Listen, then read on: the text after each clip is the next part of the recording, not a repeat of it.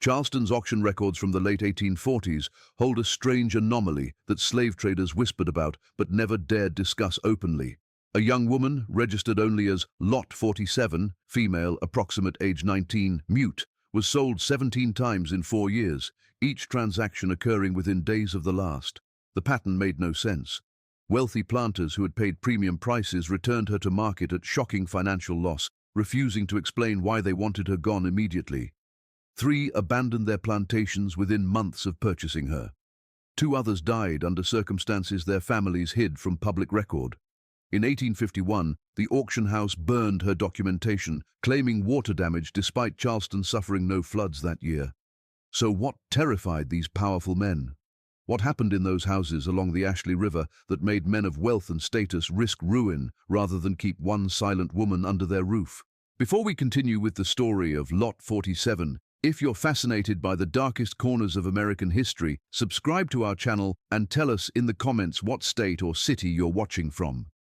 Now let's uncover what truly happened during those nights and why her presence shattered the confidence of men accustomed to control. The truth didn't begin in Charleston's grand auction houses, but in the aftermath of a tragedy that left questions no one wanted to answer. In 1847, Charleston stood as the wealthiest city in the South, its prosperity balanced on rice, cotton, and the lives of enslaved people who outnumbered free whites nearly 2 to 1. Elite families competed not just in land, but in displays of refinement, well-trained house servants who could move silently, anticipate commands, and never gossip. Such women fetched the highest prices at Ryan's Mart. Plantations along the Low Country were worlds unto themselves, isolated by swamps and reachable mostly by river. Big houses stood on brick foundations to evade the humidity that devoured wood, while mosquitoes brought predictable rounds of yellow fever each summer. Power rested on rigid hierarchies, and any disruption, real or imagined, sent waves of anxiety through households that lived in quiet fear of the people they enslaved.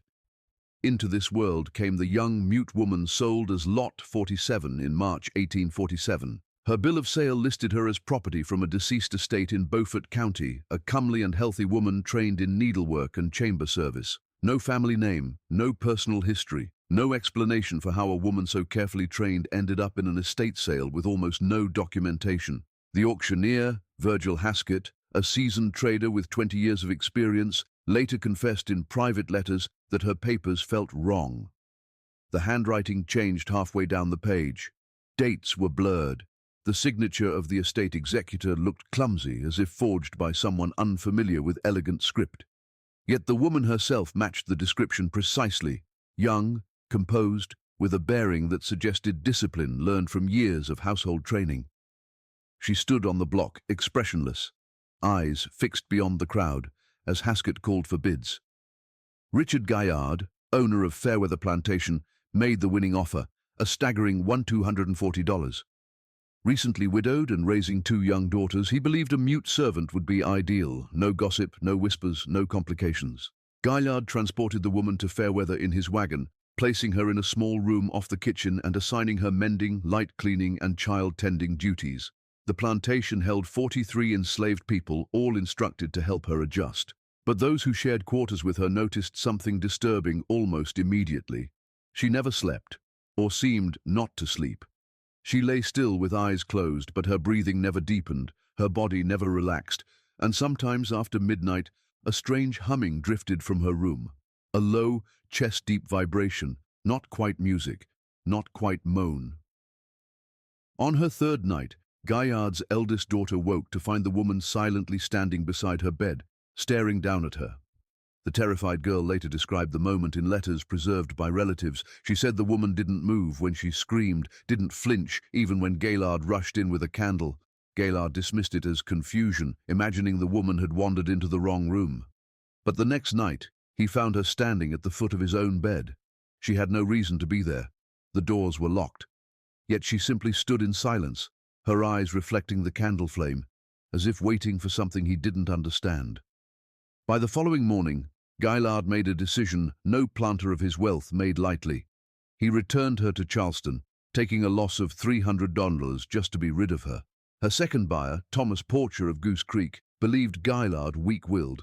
He purchased her for $950 and ordered she remain strictly in the quarters, never near the main house.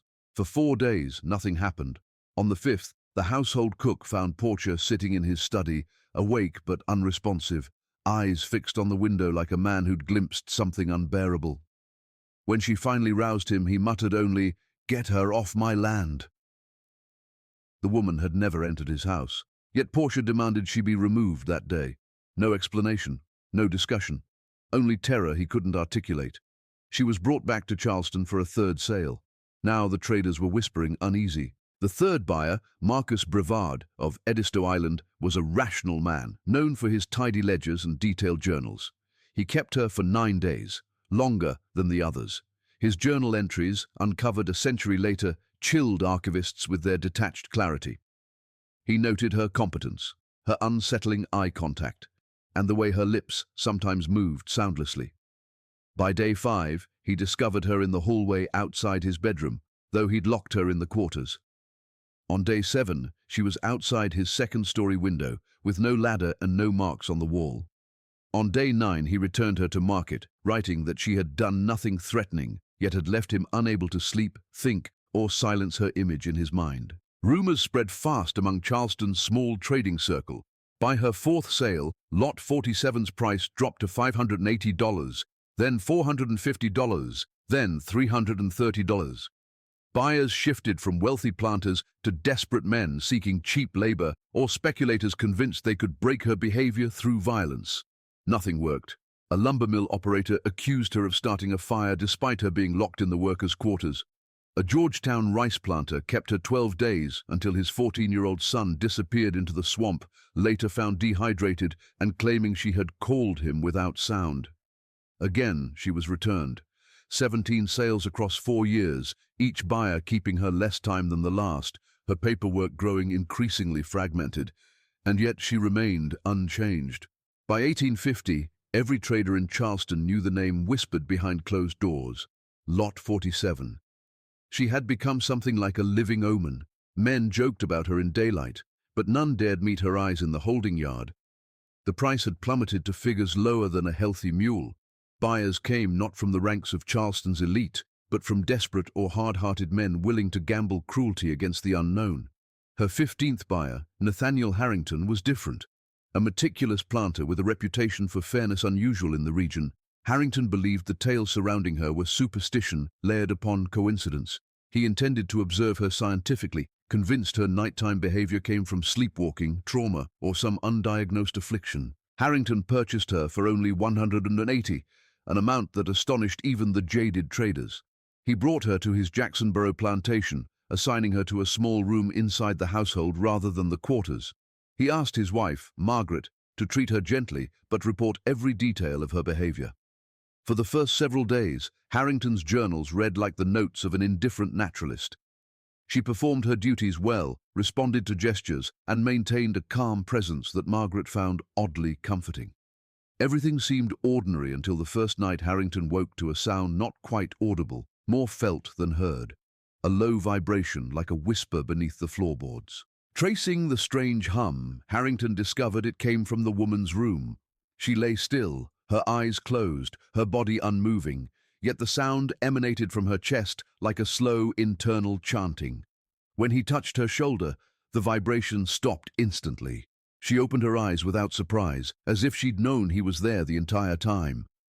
The following nights brought greater disturbances. Margaret woke him at midnight, insisting someone had stood in their room. Harrington lit a candle to find the mute woman near the wardrobe. He locked her door that night himself, testing the key. Yet by dawn she was in the kitchen preparing breakfast. The door remained locked. Harrington's rational mind strained against what he witnessed. He inspected the room, boards, windows. Nothing explained her ability to appear wherever she wished. She did no work of malice, made no threats, harmed no one. Yet her presence in the dark hours felt like a silent indictment, a pressure on the soul. One night he found her in his study, her hand resting on a journal he had written years earlier. The same journal containing a secret decision he had never confessed to anyone. The sale of a mother without her children, a choice he had convinced himself was necessary profit. He had locked that journal away for years, certain no one knew of its contents. Night after night, Harrington felt something inside him loosening. Memories he had worked hard to bury returning with brutal clarity. He dreamed of faces he had forgotten, of voices begging him to reconsider choices he'd justified with ledgers and economic logic. Every time he opened his eyes, she was there, sometimes beside the bed, sometimes in the doorway, always silent, always watching. Margaret pleaded with him to sell the woman, insisting the house itself seemed to shift at night, the very walls heavy with unspoken truth. Harrington resisted, clinging to reason, but each journal entry revealed a man unraveling under a weight he couldn't name. On the 14th night, Harrington dreamed of the family he'd separated in 1843. The mother's face, contorted with grief, returned with horrifying clarity. He woke, gasping, and found the woman standing at the foot of his bed. She made no move toward him, spoke no accusation, but her presence forced him to confront what he'd hidden from himself. He began to weep, something he had not done since childhood. The next morning, unable to endure another night, he returned her to Charleston, but not to the traders. Instead, he sought guidance from Father O'Malley at St. Michael's Church, confessing everything he had done. The priest listened and answered with a single haunting thought, "Perhaps God has sent you a mirror." Harrington's journals record no further encounters with the woman after this moment, but his actions spoke louder than his writings. Within weeks, he freed several enslaved families, and his will included provisions to free all others upon his death. Harrington died in 1859, a changed man. The traders took the woman back into custody but could not agree on how to handle her. No one wanted responsibility for her. No one wanted the curse. Yet commerce demanded movement of property, and so she was sold again, farther from Charleston each time, crossing rivers, counties, coastlines, and finally the ocean itself. Her 16th buyer would experience something even worse than the others. Cornelius Gage, owner of a small rice plantation on the Combahee River, purchased her for a pitiful 120 fowls. A hard and arrogant man, Gage believed fear of her was foolishness. He locked her in a rice barn each night, far from the main house, convinced discipline and distance would solve the problem. But within 3 days, everything on the plantation began to break. Rice seedlings withered overnight. Tools snapped in workers' hands. 3 people suffered mysterious accidents. His overseer, Thaddeus Cooper, warned Gage that the plantation felt cursed. Gage laughed until the 18th night when he unlocked the barn and stayed inside with her for nearly 2 hours. Cooper watched from the shadows, chilled by the stillness of the building. When Gage emerged, he looked like a man whose soul had been shattered. By dawn, he freed all 47 enslaved people on his land, handed Cooper his pay, and declared the plantation finished. He loaded the woman into his wagon and drove to Charleston himself. But instead of returning her to the auction yards, he went to the docks. He bribed Captain William Drexel of the Meridian to take her to Nassau. Gage returned home alone, but something in him had died. The plantation collapsed soon after. Months later, Drexel returned, haunted. The crew had suffered nightmares so vivid they woke screaming. Men confessed secrets buried for decades. Drexel saw the faces of 3 watchmen who died in a fire he profited from. Every night, she stood at the entrance to the hold, watching. When the Meridian reached Nassau, Drexel paid a planter to take her and fled the island without completing his route. On the voyage back, the nightmares ceased, but Drexel's conscience never recovered. He left the sea, sold his ship, and spent his remaining years working with freed people's societies, insisting the mute woman had forced him to see the truth about himself. Weeks later, a letter arrived in Charleston. The Nassau planter was sending her back, refusing payment, urging that her records be destroyed. And so in March 1851, 4 years after her first sale, she returned to Charleston unchanged, untouched by time, carrying a silence that had broken nearly every man who tried to own her.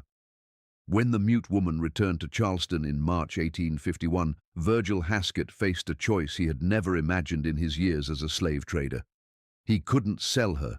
No buyer wanted the curse that seemed to follow her, but he also couldn't free her legally. Her chain of ownership was so tangled, forged, and contradictory that no court would accept any manumission claim.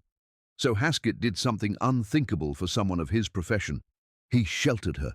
He gave her a room behind his office, paid her a small wage, and told his clerk she was not to be disturbed. Yet even as he protected her, fear gnawed at him. He needed to know who she truly was and what had shaped the silent force living inside her. And so he began an investigation that would take him deeper into the darkness of the slave system than he had ever dared go. Haskett began with the earliest document tied to her, the bill of sale claiming she came from a deceased estate in Beaufort County. But when he traveled there, the clerk found no trace of such an estate. No probate filings, no executor's signature, no woman matching her description. The clerk, an old man named Josiah Bentley, remembered something else. A fire had torn through the records room in early 1847, wiping out dozens of files. But Bentley also recalled a planter named Edmund Lell, who'd passed through town shortly before the fire, hurriedly filing multiple sale documents. He said Lell looked like a man racing death itself. 2 months later, Lell died suddenly of what they called heart failure, a convenient phrase used whenever the truth was too heavy to bear. Bentley allowed Haskett to review the fragments of Lell's surviving records. Among them were papers listing 11 enslaved people sold in February 1847, all with vague descriptions. One line seized Haskett's attention. Female, approximately 27, mute, household trained, sold to J. Merchant. Merchant had been a rival auctioneer who died in the 1849 yellow fever outbreak, leaving his business records scattered.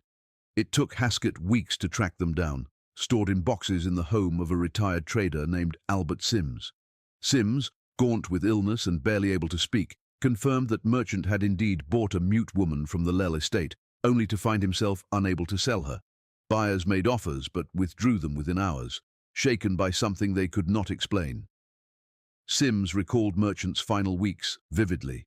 Feverish and delirious, Merchant insisted the mute woman was still in his house, standing in doorways, watching him, even though she had been resold years earlier. Merchant died whispering apologies to people whose names Sims had never heard. This revelation gave Haskett the missing thread. She had belonged to Edmund Lell before her first public sale. But why had Lell hidden her origins? Why had he falsified her papers? And what had happened on that plantation to turn a silent woman into a living force capable of unmaking the minds of brutal men? To answer that, Haskett returned to the Ashepoo River region, seeking the truth Lell had carried to his grave. Lell's son, Gerald, now owned the plantation. A thin, twitching man in his 30s, he refused at first to speak of Rachel, if Rachel was even her true name. He insisted the business was closed, the matter buried. Undeterred, Haskett spent days speaking with neighbors, merchants, enslaved people who had once lived on the Lell property, and anyone who remembered the elder Lell in early 1847. Slowly, a portrait emerged of a man who had collapsed under the weight of something unspeakable. Edmund Lell had been a typical planter, cold, practical, committed to treating enslaved human beings as livestock. But something in January 1847 had broken him. Neighbors recalled late-night visits, frantic scripture readings, questions about escape routes and the Underground Railroad, signs of a man afraid not of others, but of himself. When Haskett returned to confront Gerald with these accounts, something in the man finally cracked. With shaking hands, he poured whiskey, sat heavily, and admitted the truth that had poisoned his family for years. His father had run a breeding program, one of the most secret and brutal parts of the slave economy. Women selected for traits, men chosen for strength, children sold as soon as they could be weaned. Rachel had been chosen for this program. She bore one child in 1845, a daughter sold at 6 months. A second in early 1847, a son sold at 4 months. Then came the third pregnancy, the one that changed everything. The child was born prematurely and lived only 6 hours. Lell believed Rachel had willed the infant to die rather than allow him to sell another of her children. Enraged, Lell ordered Rachel whipped 10 lashes a day for 7 days. She endured the first 69 lashes in absolute silence, her face expressionless, her eyes unfocused. But on the 70th, something shifted. She turned her head slowly and looked directly into Edmund Lell's eyes. And then she opened her mouth, not to scream, not to speak, but to release a low, vibrating sound. Deep, resonant, unearthly.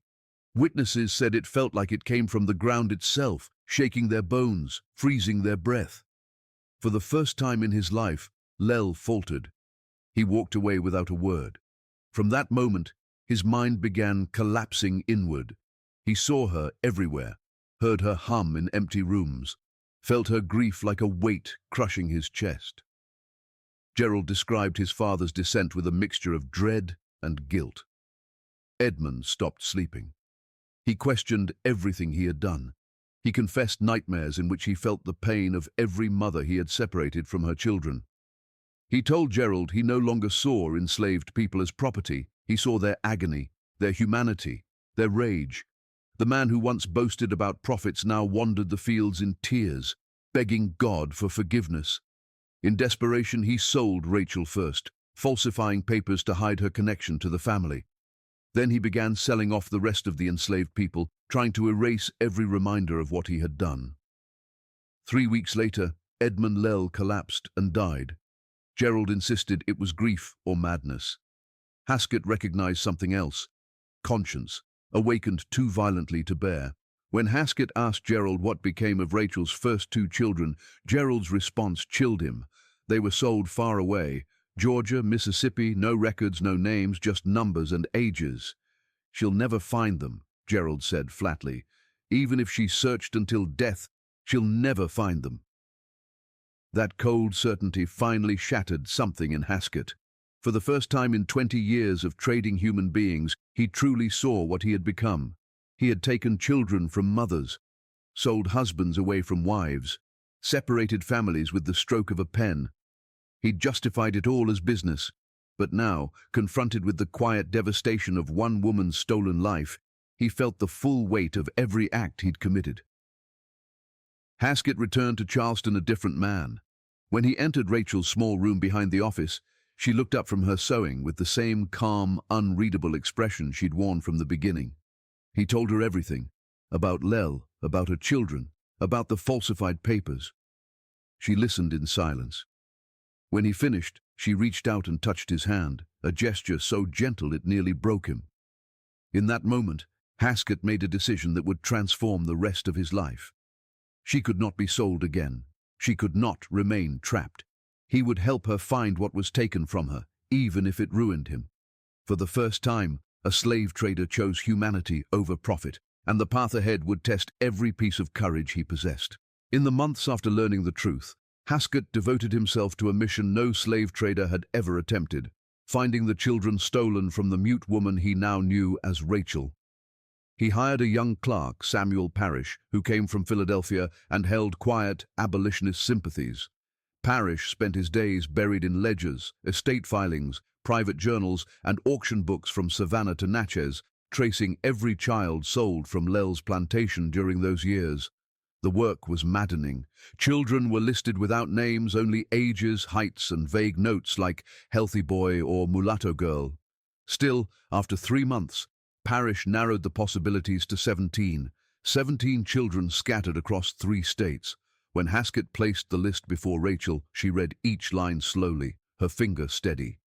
When she finished, she wrote on her slate, "Can you help?" Haskett wanted to say yes. Every part of him burned to give her that answer. But the truth was far more dangerous than he wished to admit.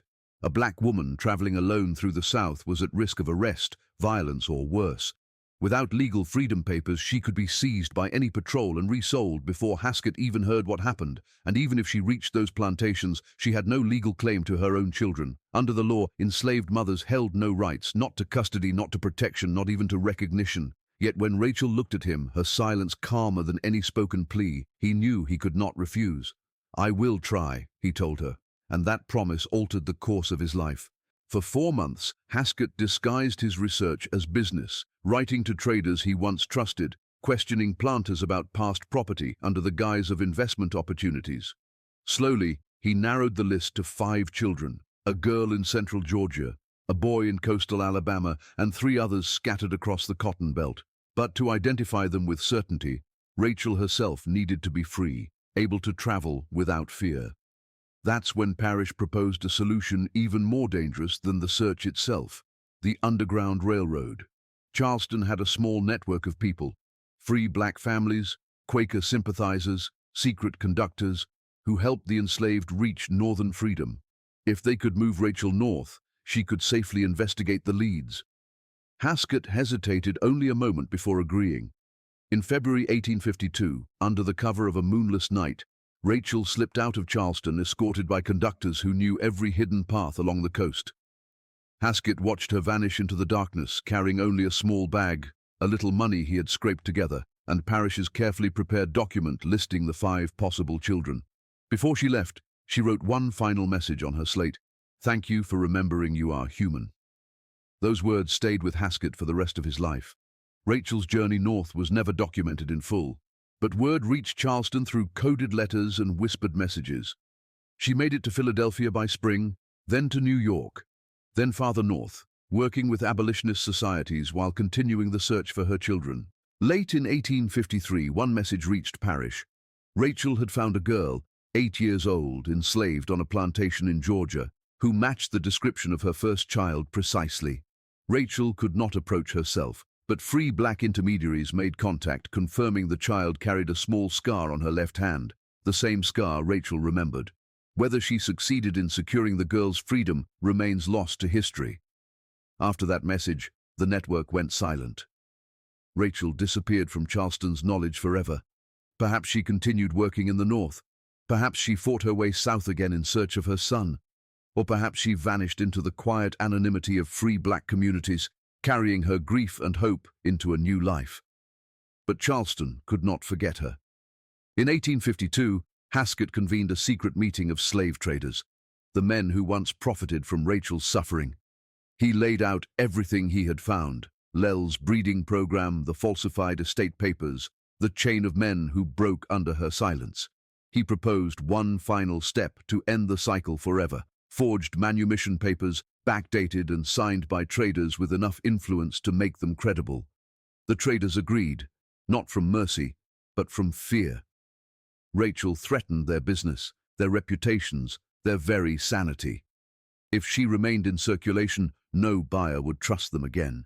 The forged documents were created, making Rachel legally free on paper, though she had already fled the state by then. Yet Rachel's absence did not end the unraveling she had begun. Within 2 years, 3 major auction houses in Charleston shut their doors. Their owners claimed illness, financial strain, or changing markets, but privately, some confided to Haskett that they could no longer bear the trade. They dreamed of the people they had sold. They woke at night thinking of the mothers whose children they had torn away. One dealer, Francis Kershaw, confessed, "I used to think what we did was business. Now I see it was evil." Even Haskett himself could no longer return to his old life. In 1856, he closed his auction house for good, using the remaining money to start a small fund to help freed people find work and housing. The planters who had once owned Rachel fared far worse. Of the 17 men who purchased her, only 5 still owned their plantations by 1860. The rest died, fled, or lost everything. Charleston's wealthy whispered about the Lot 47 curse, though few knew the truth behind the stories. Some believed she was bewitched. Others claimed she carried African spirits. Others thought she was madness incarnate. But the truth was simpler and far more terrifying. She forced men to see themselves. In a society built on denial and brutality, such clarity was more destructive than any curse. Her presence stripped away the stories men told themselves, that their violence was business, that their cruelty was duty, that their choices were inevitable. And once truth arrived, it crushed them. When the Civil War erupted, Charleston's world began its violent collapse. Auction houses burned, plantations fell, the economy built on human bondage crumbled. Men who had once been powerful died nameless deaths. Those who survived watched their wealth rot under the weight of justice long delayed. In the ashes of this collapse, bits of Rachel's story resurfaced in unexpected places. Abolitionists in the 1850s wrote briefly of a silent woman who worked tirelessly to help runaways. A Quaker diary from 1858 described a mute woman whose calm presence gave strength to all around her. Frederick Douglass's papers mentioned a woman who did not speak, yet carried the gravity of 1,000 testimonies. None of these explicitly name Rachel, yet all hint at her shadow moving through the North. In 1867, a year before his death, Haskett wrote one final entry about her. A contact reported seeing a woman matching Rachel's description in Philadelphia, healthy, serene, accompanied by a young woman who called her mother. Haskett admitted he could not confirm the sighting, but he chose to believe it. If she found even one of her children, he wrote, then some small measure of justice lives in this world. Rachel's story, Lot 47, the silent woman who shattered men without raising a hand, survived only because her presence was too powerful for her oppressors to forget. Charleston tried to erase her. They burned her papers, hid her records, altered her name. But truth endures. Rachel was never a ghost or a curse. She was a mirror, and most men cannot bear the sight of their own reflection.